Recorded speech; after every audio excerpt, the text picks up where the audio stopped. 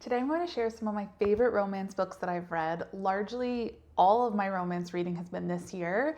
And so I've really gotten into some new books and some new genres. A lot of these you've probably seen floating around. If you've been wondering whether to read them or not, this is your sign. The first one is Problematic Summer Romance by Ali Hazelwood.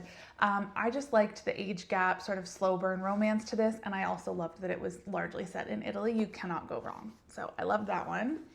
Next are two books that go together, Every Summer After and One Golden Summer. I don't think this will be a huge shock. I love Carly Fortune. She's a Canadian author. These books are set in the same universe in cottage country just outside of Toronto. And this was, especially One Golden Summer, was sort of everywhere this year for very good reason. They're great stories. They have depth to them and perspective, but they also just, you walk away feeling just happy and warm and fuzzy. And Charlie is one of my favorite book boyfriends of all time. So highly recommend both of these if you haven't read them yet.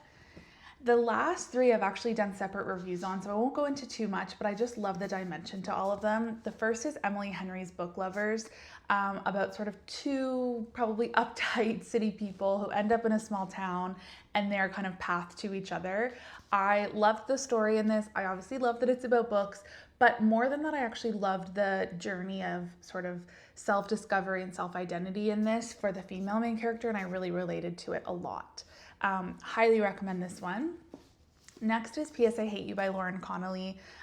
Again, had so much depth to this story. So it is a love story, but it's also in the midst of grief and losing a sibling or a friend and very complicated family dynamics. So again, just a lot of dimension to this story and a beautiful romance as well. And lastly, Taylor Jenkins Reid's new book, Atmosphere. Again, this has been everywhere for the past few months. I devoured this book. It left me emotionally scarred at the end, but in the best way possible. The story will stay with me for a very long time. And again, it's a beautiful and very unique romance. And there's so much dimension to this book. You learn so much about NASA and the space program and what it was like for some of the first female astronauts going through that program in the early 80s. So can't recommend this enough.